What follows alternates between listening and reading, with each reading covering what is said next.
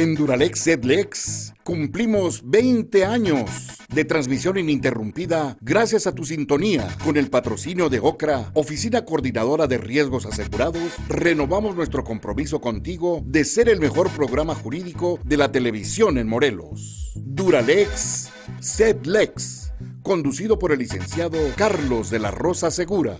Gracias amigos que nos siguen en redes sociales de su programa Duralex Sedlex.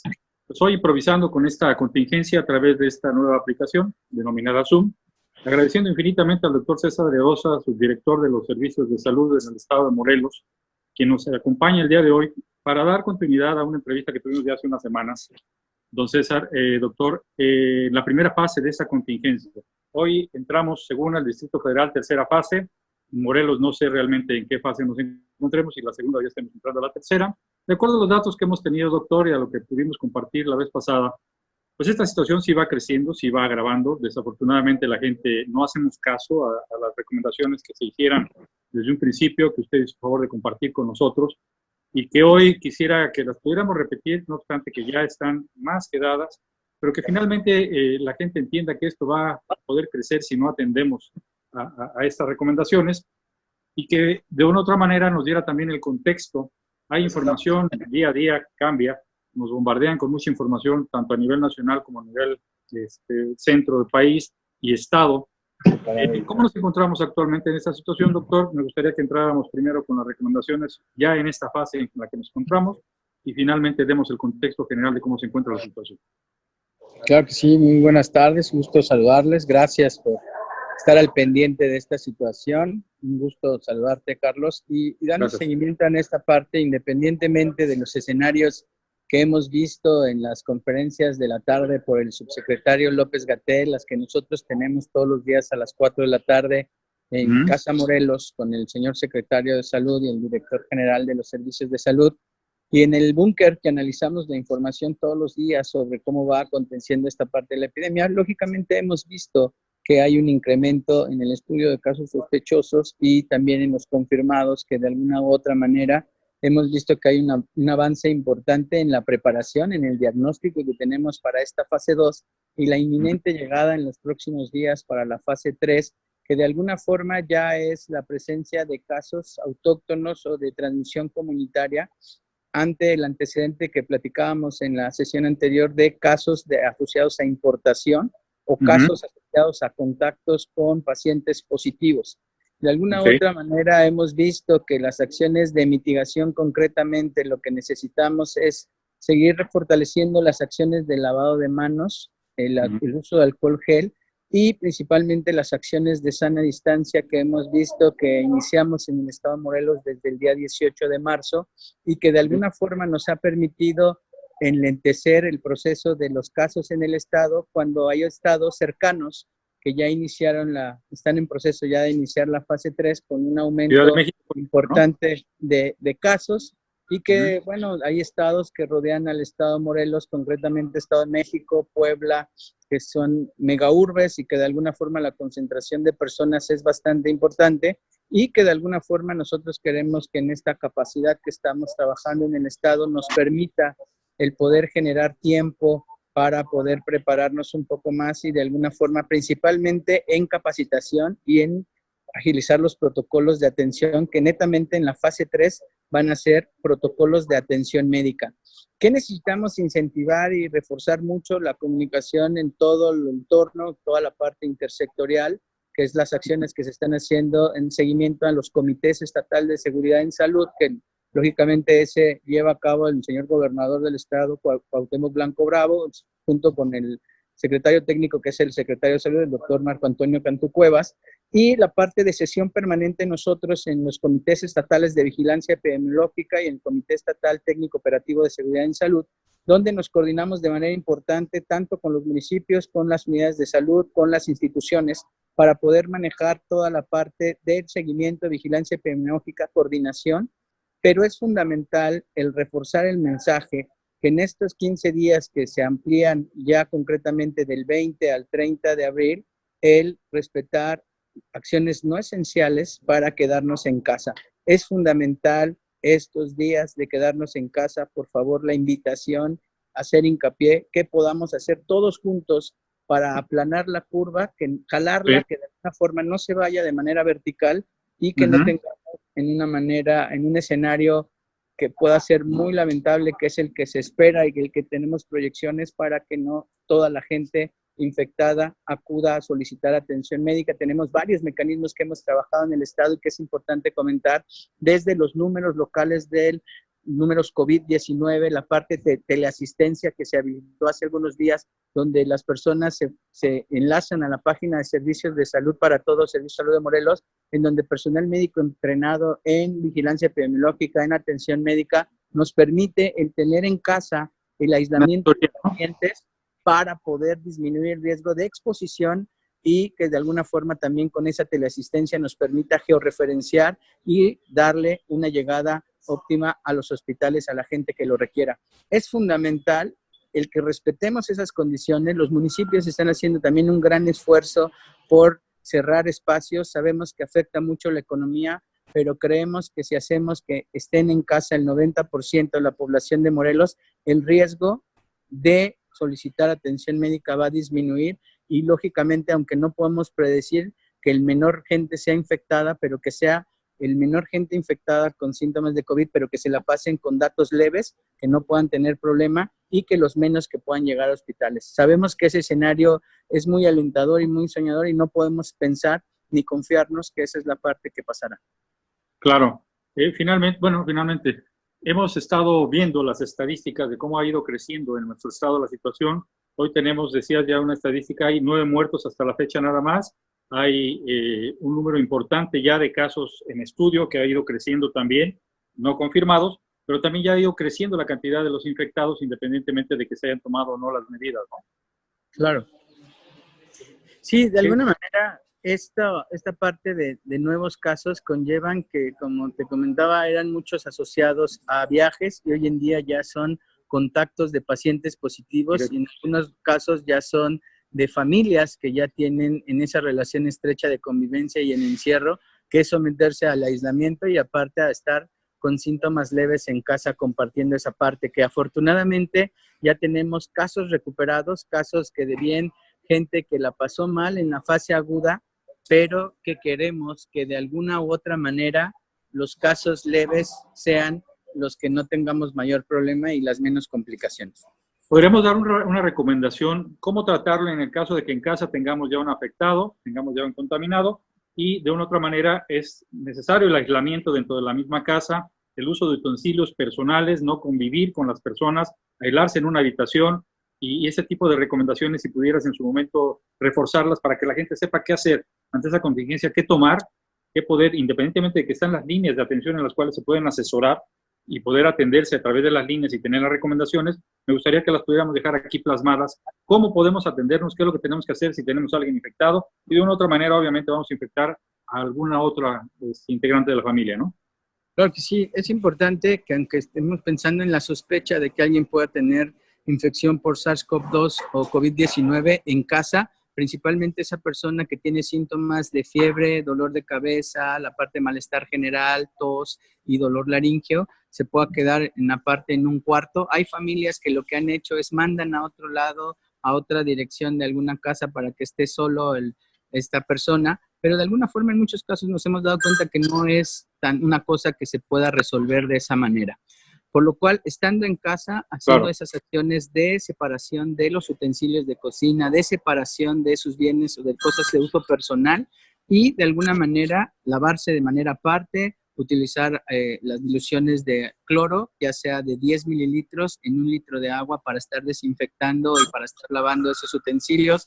El que de alguna manera cuando nos acerquemos a algún área común ocupemos cubrebocas, el estarnos lavando las manos constantemente, el no dejar de consumir alimentos, el no, por el malestar general, no dejar de estar consumiendo agua potable, de alguna forma estarnos hidratándoles porque la parte de la fiebre deshidrata mucho, entonces eso nos hace que también nos dé ganas de comer, porque a veces la gente, esos pacientes nos han comentado que han perdido la sensación del gusto y del olfato que claro, no es una parte permanente, pero que ha sido un dato que se va a recuperar, que no le agarran sabor a la comida, pero no dejar de comer, el hacer las comidas necesarias, el no dejar de consumir sus medicamentos en caso necesario, si hay una comorbilidad como hipertensión, como diabetes, y de alguna forma el hacer actividades que son de rutina, no quedarnos en pijama todo el día, no quedarnos, sino generar actividades en casa, en familia, sí, a lo mejor con la sana distancia, pero también es importante levantarnos temprano, cambiarnos, el bañarnos,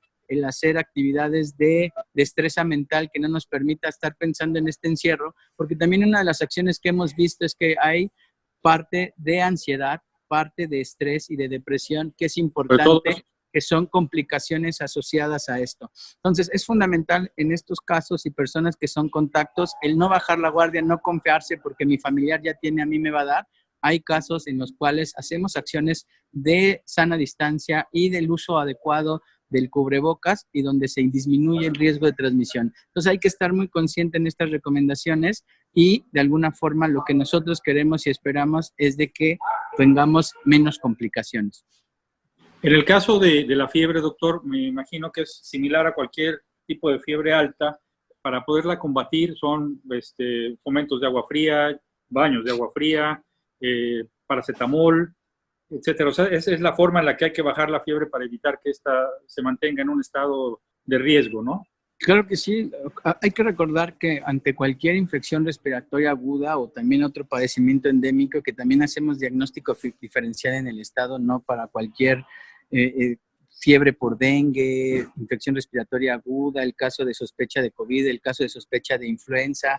De alguna forma el dato pivote es la fiebre. ¿Qué tenemos que hacer? Pues el uso de medios, control con medios físicos, como bien lo dices, la parte de compresas con agua fría, el meterse en baños frecuentes con agua, 20 minutos en el agua, en la regadera con agua tibia para estar sensibilizando el cuerpo. El uso de paracetamol es recomendable que podamos utilizar algún antigripal que pueda tener desde amantadina o paracetamol o el puro paracetamol solo, el estarlo utilizando con horario de cada 6 horas.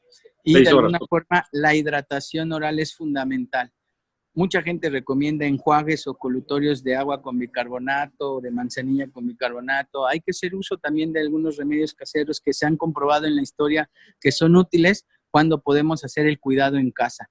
No automedicarnos, es fundamental también aprovechar estas líneas de contacto que tenemos, porque muchas veces se nos hace fácil la recomendación de un compadre o de alguien que ya somos seguidores en YouTube o algún video tutorial que de repente dan alguna recomendación que es muy arriesgada. Entonces también midamos la parte de no arriesgar nuestra salud con algunos remedios que recomiendan en algunas instancias, principalmente en redes sociales, y midamos si podemos hacerlo y no conlleva un riesgo para nuestra salud. Claro. Sabemos que de otra manera que, repito a lo que decía al principio, la fase 3 empieza ya en algunas de las partes alrededor del estado. ¿Nosotros estamos todavía en fase 2, doctor, o ya estamos entrando a fase 3? No, en este momento todavía tenemos un tiempo para la fase 2 de preparación, diagnóstico, y esperemos, sí, ya en las próximas semanas hacer un cambio radical a la fase 3. Mucha gente ha preguntado, y es una de las cuestiones periodísticas que nosotros tenemos todos los días en la rueda de prensa, donde la gente dice, es que ya viene el día 0. Y no es así. El día 0 fue cuando empezó a circular en el mundo una epidemia. Posteriormente, era un clúster primero, un número acumulado de casos de neumonías atípicas. Posteriormente se hace una parte de una epidemia y concretamente ya cuando toca varios continentes del mundo ya es una pandemia. Concretamente ese fue el día 0. Ahorita lo que tuvimos es una preparación al menos de 3 meses para poder capacitar, para poder hacer acciones y poder dar una vigilancia epidemiológica. Nosotros en esta parte de una vigilancia epidemiológica centinela que tenemos en el estado, hemos completado unidades monitoras de influenza que ya teníamos en un esquema de hace 10 años que funcionaba en la temporada invernal de todo año de influenza, y ahora esas USMIs se transforman en USMER, que son unidades de salud monitoras de enfermedades respiratorias, completando toda esta parte, y se hace un monitoreo en el estado. Y es importante recalcar que no todo lo que se haga una infección respiratoria aguda grave, todo lo que se haga neumonía típica, tiene que ver con COVID-19. Es importante comentar que hay un diagnóstico diferencial y más de 300 serotipos que se han identificado en México que son coronavirus y que no todos van a COVID-19 y que no todo es COVID-19 porque también hay infecciones respiratorias que están asociadas a influenza tipo A y tipo B que tenemos en una circulación en el país que ya es de manera endémica. ¿Qué pensamos en un escenario? Que este COVID-19 se va a quedar de una manera endémica en varios países del mundo y lo vamos a tener de manera ordinaria como una enfermedad y que no nos la vamos a acabar muy rápido como enfermedad a que todos seamos o quedemos inmunes. Es una parte que nos debe de quedar y que no en este tiempo, pasando a la fase 3, se va a acabar este padecimiento. Va a seguir habiendo casos, va a seguir habiendo transmisión, pero lo que queremos es que esta curva, que de una manera puede llegar de una manera vertical muy alta, se aplane y nos dé más tiempo de respuesta para atender a toda la población que esté en riesgo. Entonces, es importante decirle a la gente, quédense en casa. Hablando de los medios de comunicación, se maneja por ahí que en China, en Cuba hace una semana o dos, en Estados Unidos, se encuentran ya desarrollando de una otra manera alguna vacuna, algún medicamento que pueda servir para abatir de una otra forma más fácil o más rápida esta pandemia. En el supuesto inclusive en Harvard estaban comentando por ahí en algún medio que esto se iría hasta el 2022, en el momento en que pudiéramos ya abrir el esquema de la convivencia como una epidemia de gripa, por decir algo. Pero si es dable el que se pueda tener una vacuna y que esto pueda inhibir de alguna otra forma esta curva tan alta a la que pudiéramos llegar, que nos toque a nosotros ya el beneficio que no tuvieron en España, que no tuvieron en Italia, que no tuvieron en Francia, que nos tocara a nosotros ya poder echar mano de esa vacuna. ¿Crees considerable que pueda llegar el momento o mejor no le jugamos? No, claro, de alguna manera sabemos en el transcurso de la historia y las epidemias mundiales que hemos tenido desde la peste, que siempre se hacen esfuerzos por poder controlar los padecimientos y siempre es alentador el poder decir que hay alguna vacuna provisoria que ya está en alguna fase de comprobación en humanos o en animales para poder decir que podemos controlar una enfermedad. Eso pues, nos alienta a esperar que pueda haber un tratamiento fantasioso, un tratamiento a lo mejor empírico que pueda ser la piedra angular para que la gente no se complique y no fallezca. Pero podemos decir muchos ejercicios que se han hecho en el mundo al cabo de los últimos años, en el cual se aplicó uno de los grandes problemas de neumonía, era el neumococo por las neumonías típicas, y se aplicó el poder aplicar en grupos de riesgo la vacuna de neumococo en menores de 5 años y en adultos mayores. A partir del 2009, un año después de la pandemia de influenza H1N1, se hicieron muchos esfuerzos para contar con una vacuna eficiente, en este caso de países como México, una vacuna trivalente, donde pueda tener los serotipos que pueden estar circulando en el siguiente esquema de temporada invernal. Pero es una realidad muy importante que todavía tenemos mucho más defunciones en este momento por influenza que por COVID-19 y sé que esta parte va a cambiar. Entonces, mientras no cambiemos el mecanismo de medicina en atención primaria, en medicina preventiva, que las vacunas salvan vidas y que de alguna manera podamos acabarnos en cuanto salga en octubre la temporada invernal, ir todos a vacunarnos para decir que en México tenemos un 100% de gente vacunada contra influenza, no podemos decir que sea muy alentador. Necesitamos cambiar el chip, necesitamos cambiarnos la parte de medicina preventiva en donde las vacunas sí sirven y tienen una función muy específica y que para que tú puedas generar inmunidad, al menos tienes que tener 2 semanas de la fecha de aplicación. Sí es alentador, sí es provisorio, sí la esperamos con mucha ansia en este momento, pero necesitamos cambiarnos el chip como ciudadanos, como personas, en el sentido de que necesitamos hacer acciones preventivas eficientes. Aprendimos en 2009 que la medida preventiva más eficiente y más barata es el lavado correcto de manos con agua y jabón. Eso es lo que insistimos, nos relajamos, bajamos la guardia y en este momento tenemos que hacer un hábito de la vida para que todo este tipo de acciones generen. ¿Qué funcionó en Corea del Sur hace unos días, que son países que tienen pocos casos? El que empezaron a hacer campañas de difusión con la gente que agarrara todas las superficies inertes con la mano que no es la diestra. Si somos zurdos, con la mano derecha, porque eso genera que no nos toquemos la cara, nariz y boca. Y eso fue una acción fundamental junto con el lavado de manos. ¿Qué tenemos que hacer? Y decía el doctor Macías hace algunos días para poder mitigar esto como mexicanos. El traer en la bolsa, que sea nuestra mano con que más nos tocamos la cara, traer un chile habanero, un chile jalapeño y estarlo masajeando en la bolsa Y vamos a aprender, esa va a ser la mejor vacuna, a ver si con la capsaicina, lo que suelta el chicle, nos vamos a estar tocando los ojos, nariz y boca, y eso va a disminuir que la toquemos. Hay gente que hemos visto que utiliza equipo de protección personal, que no lo sabe ocupar bien, que se está bajando el cubrebocas, que está utilizando la máscara a la mitad, y eso nos genera una complicación importante. Entonces, es fundamental el enseñarnos a utilizar, porque ya a partir de adelante con estas medidas vamos a tener que convivir todos los días. Esto que vamos a adoptar y que estamos haciendo ya no va a dejar de ser una práctica cotidiana en el futuro. Algo no tan radical, doctor, y decía, para la memoria, por ejemplo, pues te atas un hilito rojo en el dedo, ¿no? O sea, a la hora que levantas la mano ves el hilito, caray, no sé, esta mano es la otra, y con eso digo, para no ser tan agresivos con el picante, con un hilito que te ates en el dedo, pues ya sabes que la mano no debes llevar a la cara, ¿no? Ni estar agarrando el cubrebocas, subiéndolo y bajándolo, poniéndolo en la garganta, volviendo a subir, el gorro, quitándolo, poniéndolo y vuelves otra vez con la mano. El chiste que manejamos la vez pasada de las manos, ¿no? Te lavas las manos, luego te agarras la boca, chin, otra vez las manos, lavas la cara, el pelo, chin, otra vez las manos. Entonces, finalmente es un hábito que debe de uno tener. Pero no me queda muy claro el tema. Si estamos en un encierro, yo ya cumplo casi un mes, el 19 de un mes completito de no salir a ningún lado. El objeto de lavarme las manos aquí en el interior de mi casa sería ¿cuál? No he tenido contacto, no hay forma de que haya entrado de alguna otra forma el contagio, supongo yo, ¿verdad? Pero ¿por qué el hecho de cada media hora si estoy... Claro, de alguna manera es generar el hábito. Sabemos que cuando hacemos, y según los métodos BARC, que cuando tú tienes el hábito de hacerlo por 21 días seguidos, se te queda un hábito. Normalmente recomendaban entre 15 y 20 veces al día lavarse las manos. Principalmente es establecer la técnica correcta. Segundo, de alguna manera hemos visto que en algunos lugares o cuerpos inertes se genera que pueda quedarse el virus, aunque no hay riesgo en casa. Cuando pase esta parte de la sana distancia, del encierro, de la cuarentena, se van a empezar a liberar actividades de estar fuera de casa o que mucha gente tenga que regresar a trabajar.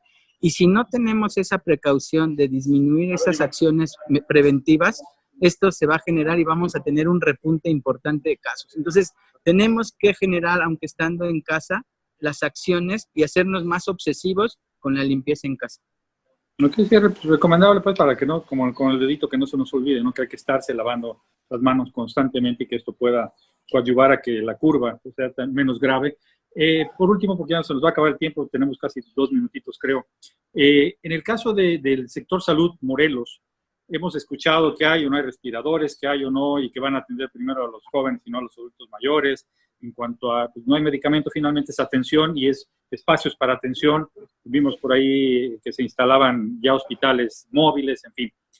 ¿Qué tanto estamos? Digo, porque la gente debe de entender y debe saber que si esta contingencia llega a crecer, no van a ser capaces o no van a ser suficientes en el servicio de salud para atender una curva muy alta que podamos generar por la inconsciencia de nosotros, y pues mejor saber en qué condiciones estamos para no apostarle a que, pues, si me enfermo voy y me atienden, porque no va a ser así.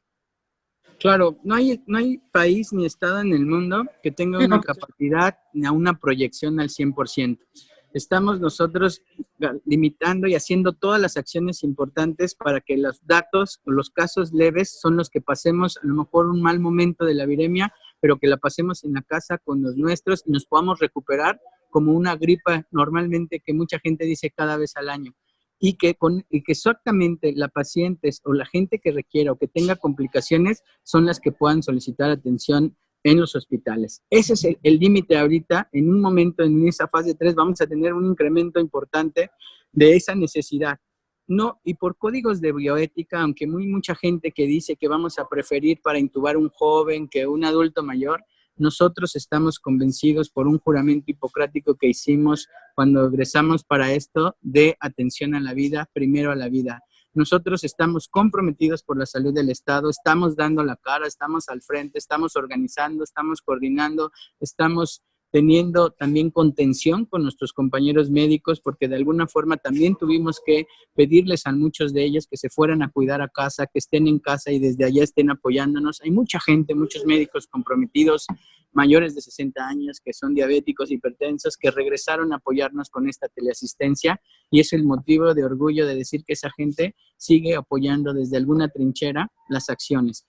No podemos nosotros en un momento dado decidir sino que la parte de la vida, de parte de fuerza que cada paciente tenga en su momento, va a decidir si su cuerpo está preparado para poder hacer eso. Entonces nosotros haremos todo lo que esté en nuestras manos para que eso sea en un escenario no tan visible, pero que de alguna manera estén enterados de que en el estado de Morelos estamos haciendo todo, dejando el corazón, dejando todos los días la fuerza para que podamos liberar y pasar este mal trago en pocos meses y nos podamos, después de que ya tengamos una disminución de casos importantes, pues podamos salir a la calle y abrazarnos y dar gracias a Dios porque estamos vivos acá, ¿no? Bien, pues doctor, infinitas gracias por todo este tiempo que has empleado para darnos una orientación mayor a lo que hemos tenido ya en medios de comunicación. Esperemos poder seguir en contacto en esta hora que entre la tercera fase de esta contingencia y que podamos de otra manera seguir orientando a nuestra gente. De veras, infinitas gracias a ti, al sector salud, al doctor Barón, pero principalmente a ti por habernos dado la oportunidad de compartir con nuestro público esta segunda fase de la entrevista. Te agradezco de veras infinito y agradezco a Mario Crow, que nos permite el día Ocra, a nuestro productor Arturo Aguirre y a Paco, que ahora a través de este nuevo sistema de comunicación podemos tener a distancia una entrevista. Doctor De Rosa, muchísimas gracias, César, y estamos en contacto si eres tan amable. Muchas gracias, un gusto, agradecer la oportunidad de estar aquí, a toda la gente que nos sigue, tengan mucha calma, tengan paciencia, acudir a la unidad de salud en momento de complicaciones, de dificultad respiratoria, y es el momento de dejar a un lado la parte política, de dejar a un lado la parte, sino sentémonos como personal de salud, respeten mucho al personal de salud que sale todos los días a dar la cara y apoyémoslo, porque son momentos importantes donde tenemos familia y queremos regresar a casa todos. Gracias y buen día. Gracias, César. Gracias a ti. Hasta luego. Buen día. En Duralex Sedlex cumplimos 20 años de transmisión ininterrumpida gracias a tu sintonía. Con el patrocinio de OCRA, Oficina Coordinadora de Riesgos Asegurados, renovamos nuestro compromiso contigo de ser el mejor programa jurídico de la televisión en Morelos. Duralex Sedlex, conducido por el licenciado Carlos de la Rosa Segura.